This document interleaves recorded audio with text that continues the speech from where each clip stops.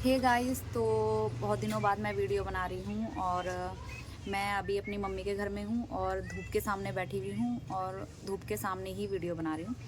तो मैं इसलिए अभी वीडियो बना रही हूँ ऐसे, क्योंकि थोड़ा सा कोई प्रॉब्लम हो गई है मेरी आइज़ में, राइट आइज़ में। डॉक्टर ने बोला है कि रेटिना डिटैचमेंट हो गया है। तो मैं आपको यही बताने के लिए आई हूँ कि अगर आप चश्मा पहनते हैं, नज़र वीक है, तो पहले तो आप कोई भी जो ये नॉर्मल शॉप होती है उसमें ना जाइए। कोशिश करिए कि डॉक्टर के पास ही जाएं, जो आइज़ स्पेशलिस्ट होता है उसके पास ही जाएं। और अगर आपको लगता है कि आपकी आंखों में ब्लरनेस आ रही है या आई से रिलेटेड कोई भी प्रॉब्लम है, उसको निगलेक्ट मत करिए। सीधा डॉक्टर के पास जाइए। ये मत सोचिए कि हम बाद में चले जाएंगे, जैसे ही है उसी टाइम तुरंत चले जाइए, क्योंकि अगर थोड़ी बहुत भी ऊपर नीचे हुआ तो वो जल्दी रिकवर होने के चांस है। अगर थोड़ा सा भी लेट हो गया तो आइज़ के लिए तो बिल्कुल भी आप रिस्क मत लीजिए। तो मेरे केस में ये था कि मुझे ब्लरनेस आ रही थी, एक आई में, राइट आई में मुझे ब्लरनेस आ रही थी।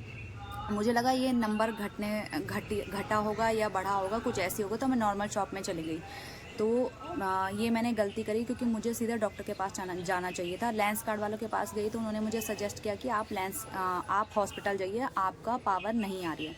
तो मैं सीधा हॉस्पिटल गई तो उन्होंने चेक किया, पूरा जो चेकअप होता है, और उन्होंने कहा कि आपका जो रेटिना है वो अपनी जगह से हिल गया है।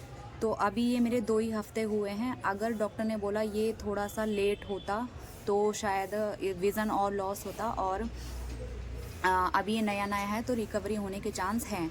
तो अगर आपको कोई सी भी ऐसी प्रॉब्लम आती है आई से रिलेटेड, तो रिस्क मत लेना, सीधा डॉक्टर के पास जाना और उसी टाइम ही जो होगा वो रिकवरी हो सकती है।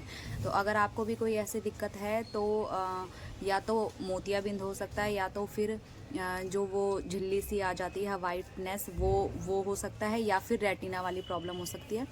तो इसमें बिल्कुल भी रिस्क मत लेना आँखों के, और सीधा डॉक्टर के पास जाना। उन्होंने मुझे यही बोला है कि आपका 2 ही हफ्ते में है, तो अभी रिसेंटली है, रिकवर हो जाएगा। अगर हम थोड़ा सा डिले करते हैं इस चीज़ को तो विज़न लॉस हो सकता है। तो रेटिना जो अपनी जगह से हट जाता है, उसका एक रीज़न रहता है कि या तो आपकी आइज़ में चोट लगी हुई है कभी, और या तो फिर जो मेरा केस है उसमें मुझे क्लियरिटी समझ में नहीं आई कि किस वजह से ये हुआ है। मुझे लगा शायद मैं लेंस लगाती हूँ उसकी वजह से ये हुआ है, क्योंकि मैं लेंस भी यूज़ कर रही थी। बट डॉक्टर ने बोला कि लेंस का इसमें कोई रोल नहीं है, लेंस आप लगा सकते हो बाद में भी, लेकिन मेरा जो पावर है वो ज़्यादा नंबर का है, और मेरी जो रेटिना है वो बहुत वीक है, इस वजह से भी शायद वो अपनी जगह से हिल गया होगा, ये डॉक्टर का कहना है। और मैं लेंस यूज़ करती थी, और मैंने बोला कि लेंस बाद में मैं यूज़ कर सकती हूँ, तो डॉक्टर ने बोला आप यूज़ कर सकते हैं, नॉर्मल जैसे आप यूज़ करते हैं चश्मा वगैरह सब पहन सकते हैं जब सर्जरी हो जाएगी। मैं आईसीएल कराने के लिए सोच रही थी। आईसीएल तब होता है जब आपके नंबर का, चश्मे का नंबर जो होता है वो 8 पावर से ज़्यादा हो, तब आपका आईसीएल होता है। आईसीएल डॉक्टर ने बोला कि 1 साल तक तो आप वैसे भी कुछ नहीं करवा सकते, और अगर आपको करवाना भी है तो वो 1 साल बाद होगा। उसमें भी हम आपको चेक करेंगे कि आपका जो रेटिना है वो वीक तो नहीं है। और मैं सजेस्ट करूँगा कि आईसीएल आप ना करवाओ, क्योंकि ऑलरेडी आपका रेटिना वीक है और उसके ऊपर एक और सर्जरी होगी, तो हम रिस्क नहीं लेंगे, और रिस्क में ही होगा, ये आपका होगा कि आप करवा रहे हो, आप करवा सकते हो, बट हम सजेस्ट नहीं करेंगे, ये डॉक्टर का कहना था।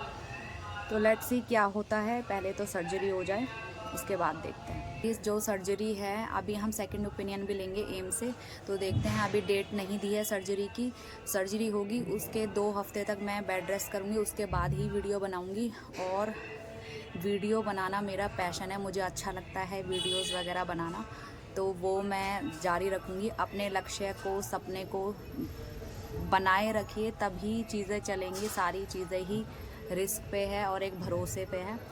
तो थोड़ा सा मैं पहले डर रही थी, बट अब डर थोड़ा कम है। डरना बिल्कुल भी नहीं है, मेरी भी सर्जरी है। और बी पॉजिटिव, हमेशा अपने लक्ष्य के लिए उतावले रहिए। और मिलती हूँ बाद में, बाय बाय।